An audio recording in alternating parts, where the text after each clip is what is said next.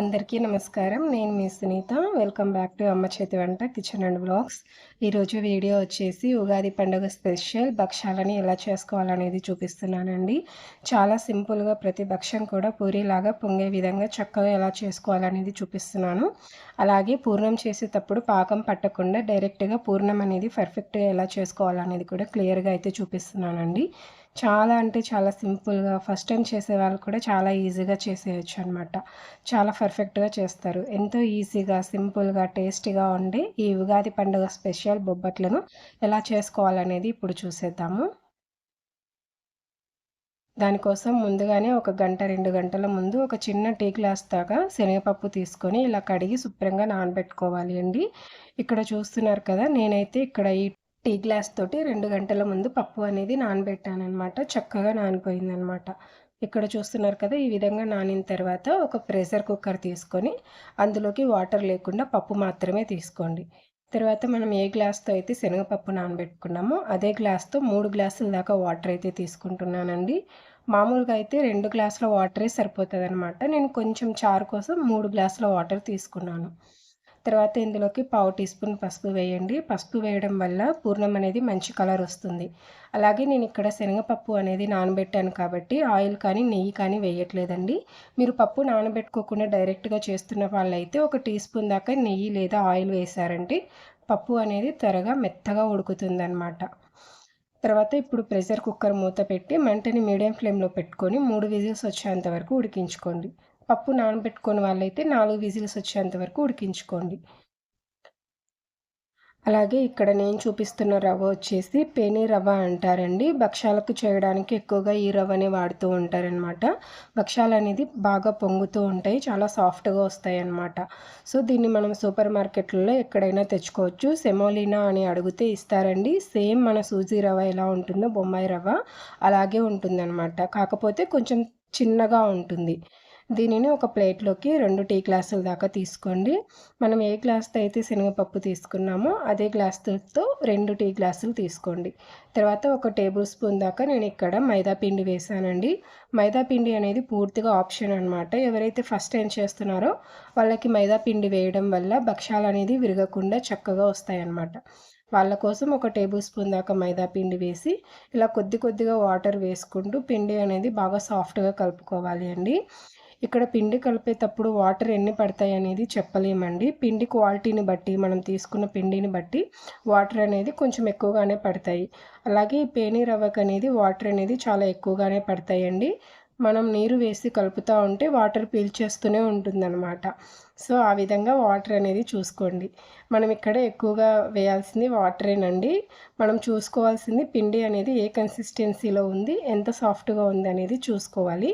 అలాగే ఇక్కడ పసుపు వీడియో అనేది మిస్ అయిందండి. కొద్దిగా పసుపు వేసుకోండి పిండి కలపక ముందుకే. పసుపు వేసి కలుపుకోండి వాటరేసి. ఇలా కలుపుకున్న తర్వాత ఒక 2 టేబుల్ స్పూన్ దాకా నెయ్యి కానీ, నూనె కానీ వేసుకొని ఇక్కడ వీడియో క్లిప్‌లో చూపిస్తున్నాను చూడండి. ఈ విధంగా బాగా మర్దన చేస్తూ, చేతితో సాదుతూ బాగా కలుపుకోవాలి.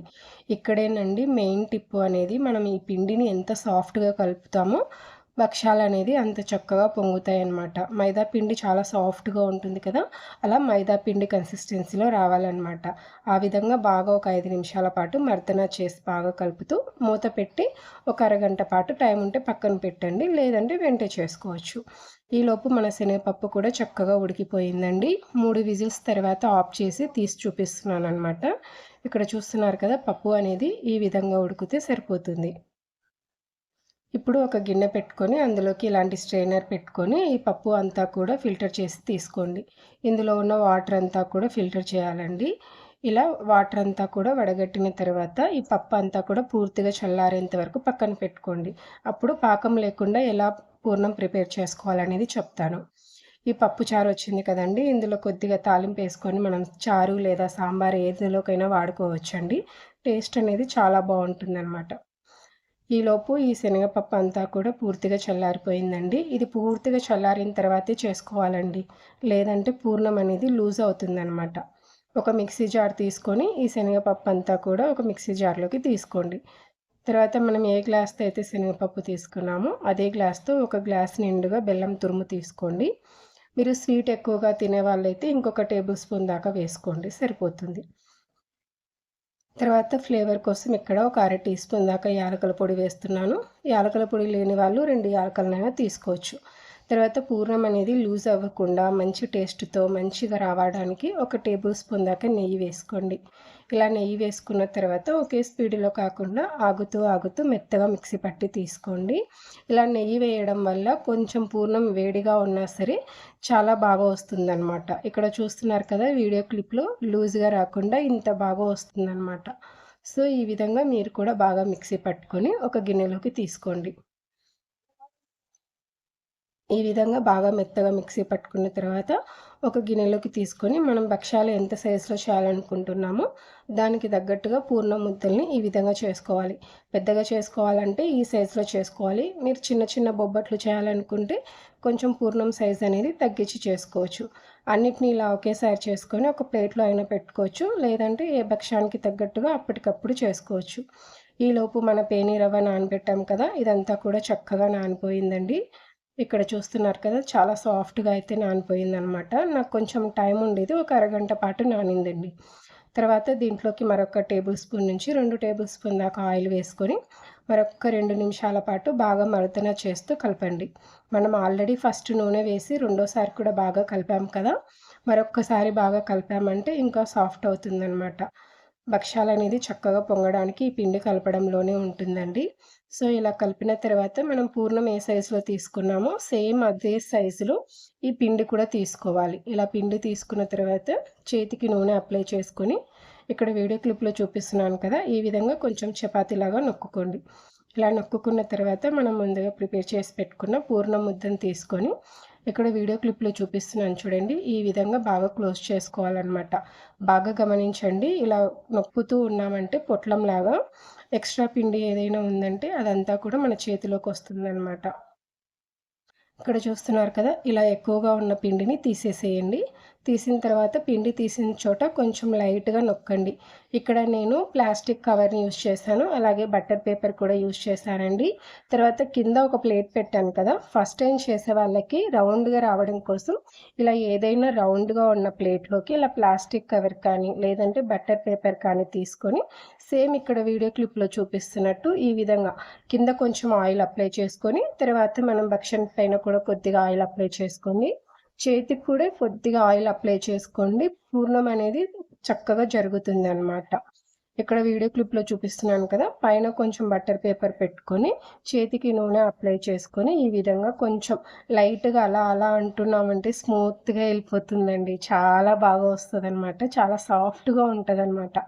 మనం పిండి కలుపుకునేటప్పుడే మంచిగా సాఫ్ట్‌గా కలుపుకున్నామంటే, చేత్తో అలా అలా అంటూ ఉంటే ఆట ఆడుతున్నట్టు చాలా సాఫ్ట్‌గా జారిపోతుందనమాట. ఇక్కడ చూస్తున్నారు కదా! ఈ విధంగా ప్రిపేర్ చేసుకున్న తర్వాత, ఇప్పుడు స్టవ్ పైన పెనం పెట్టుకోండి. మీ దగ్గర ఏ పెనం ఉంటే ఆ పెనం పెట్టుకోండి. ఇక్కడ నేను క్యాస్ట్ ఐరన్ పెన్నం తీసుకున్నానండి. ఇలా ఇనుప పెన్నం తీసుకొని మనం భక్షాలు కాల్చామంటే మంట నెమ్మదిగా తగులుతూ లోపల దాకా కూడా చక్కగా కాలుతుందనమాట. ఇలా పెన్నమంతా కూడా ఆయిల్ అప్లై చేసుకొని తర్వాత ఒక టీ స్పూన్ దాకా ఆయిల్ కానీ, నెయ్యి కానీ వేసుకోండి. నెయ్యితో చేసుకుంటే చాలా బావుంటాయన్నమాట. మీ దగ్గర నెయ్యి లేకపోతే ఆయిల్‌తో అయినా సరే చేసుకోవచ్చు. తర్వాత మనం ముందుగా ప్రిపేర్ చేసి పెట్టుకున్న బొబ్బట్టుని తీసుకోండి. మీరు ప్లాస్టిక్ కవర్‌తో చేసే పాటైతే ప్లాస్టిక్ కవర్‌ని డైరెక్ట్‌గా తీసుకొచ్చి పెనం పైన పెట్టకండి. కరిగిపోతుందనమాట. నేను చూపించాను కదా! బటర్ పేపర్ పైకి తీసుకొని, ఆ బటర్ పేపర్‌ని పెనం మీదగా పెట్టి భక్షం అనేది నెమ్మదిగా పెనంకి పెట్టి కవర్ అనేది బయటికి తీసాననమాట. మీరు ప్లాస్టిక్ కవర్‌తో చేసే పాటైతే కొంచెం చూసుకోండి. ఆ వేడికి కరిగిపోతుందనమాట. సో, ఈ విధంగా తీసుకున్న తర్వాత కొద్ది కొద్దిగా నెయ్యి వేసుకుంటూ, రెండు వైపులా తిప్పుకుంటూ బాగా కాల్చుకోండి. క్యాస్ట్ ఐరన్ పెన్నం తీసుకున్న వాళ్ళకైతే ఒక మంచి టిప్ అయితే చెప్తానండి. మంటని హై ఫ్లేమ్‌లో పెట్టుకోకుండా మీడియం ఫ్లేమ్‌లో పెట్టుకొని, ఇలా రెండు వైపులా ఒక 30 సెకన్లకొకసారి, 30 సెకన్లకొకసారి తిప్పుతూ కాల్చుకున్నామంటే చాలా సాఫ్ట్‌గా ఉంటాయండి. మెత్తటి దూదిలాగా ఉంటాయి. చాలా బావుంటాయన్నమాట. మంటని మీరు హై ఫ్లేమ్‌లో కానీ, లో ఫ్లేమ్‌లో కానీ పెట్టారంటే లో ఫ్లేమ్‌లో పెడితే గట్టిగా వస్తాయి. హై ఫ్లేమ్‌లో పెడితే సరిగ్గా కాలవండి. అలాగే పొంగవు కూడా. అందుకనేసి మంటని మీడియం ఫ్లేమ్‌లో పెట్టుకొని, 2 వైపులా తిప్పుకుంటూ ఇక్కడ వీడియో క్లిప్‌లో చూపిస్తున్నాను కదా! ఈ విధంగా చక్కగా కాల్చుకోండి. టేస్ట్ కూడా చాలా బావుంటాయి. ఇదే విధంగా సేమ్ మిగతావి కూడా చేసుకోండి. ఇక్కడ నేను చేత్తో ఎలా చేయాలనేది చూపిచ్చాను కదా ఫస్టు. అలాగే నేను నెక్స్ట్ వచ్చేసి చపాతీ కర్రతో ఎలా చేయాలనేది కూడా చూపిస్తానండి. సేమ్ ఇదే విధంగా మిగతా పిండిని కూడా చేసుకొని, ఇలా కొద్దిగా పెన్నం పైకి తీసుకొని ఆయిల్ వేసుకోండి. ఒక 30 సెకండ్స్ కాలిన తర్వాత నెమ్మదిగా రెండో వైపు తిప్పుకోండి. కింద కాలిందా లేదా అనేది ఒకసారి చెక్ చేసుకోండి. సరిగ్గా కాలకపోతే రెండో వైపు తిప్పామంటే విరిగిపోతుందనమాట. సో, దాన్ని చూసుకుంటూ ఇలా కొద్ది కొద్దిగా నెయ్యి వేసుకుంటూ రెండు వైపులా తిప్పుకుంటూ కాల్చుకోండి. ఏదైనా భక్షం పొంగలేదు అనుకుంటే ఎక్కడైనా చిన్న రంధ్రం పడి ఉంటుందండి. దాన్ని మీరేం ఫీల్ అవ్వకండి. మీరెంత పర్ఫెక్ట్‌గా చేశామనేదే ఇంపార్టెంట్. సో, మిగతా అన్నిటిని కూడా ఇలా సేమ్ రెండు వైపులా తిప్పుకుంటూ లోపల దాకా కాగేంత వరకు బాగా కాల్చుకోండి.